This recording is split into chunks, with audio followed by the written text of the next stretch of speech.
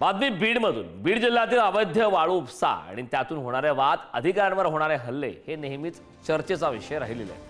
आता यावर बीडचे पोलीस अधीक्षक नवनीत कावत यांनी कठोर कारवाई करण्याचे संकेत दिलेत। यामध्ये यापूर्वी अवैध वाळू उपसा करताना आढळलेल्या 51 जणांना पोलीस अधीक्षक कार्यालयात बोलावून यापुढे अवैध वाळू उपसा करताना आढळल्यास हद्दपार एमपीडीए तसेच मकोका अंतर्गत कारवाई केली जाईल असा सज्जड दम देण्यात आला। यातील 26 जणांवर प्रतिबंधात्मक कारवाई देखील करण्यात आली असून आता पोलीस अधीक्षकांच्या या थेट कारवाईमुळे अवैध वाळू उपसा करणाऱ्यांमध्ये खळबळ उडाली।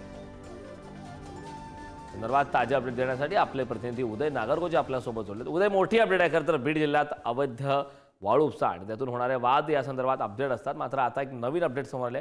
काय या संदर्भात सविस्तर माहिती आहे? कारण बीडचे पोलीस अधीक्षक नवनीत कावत यांनी आता कठोर कारवाई करण्याचे संकेत दिले।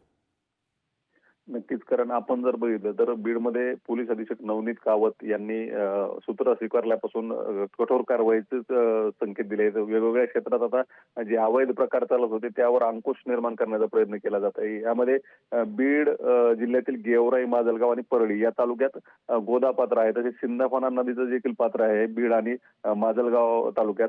या ठिकाणाहून मोठ्या प्रमाणात वाळू उपसा केला जातो। हा अवैध वाळू उपसा केला करून त्याची विक्री केली जाते। एक मोठा सगळा हा आर्थिक कारभार यातून चालतो आणि त्यातून मग अधिकाऱ्यावर हल्ले, वेगाने जाणाऱ्या वाहनामुळे अपघात असे चुकीचे प्रकार देखील घडतात आणि शासनाचा कोट्यवधी रुपयाचा महसूल देखील बुडत होता।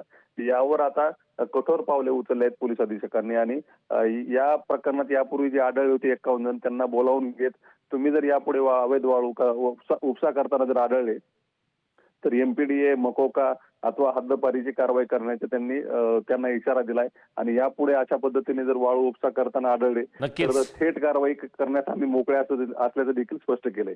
कारण नक्कीच उदय, खूप खूप धन्यवाद या सविस्तर अशा माहितीबद्दल।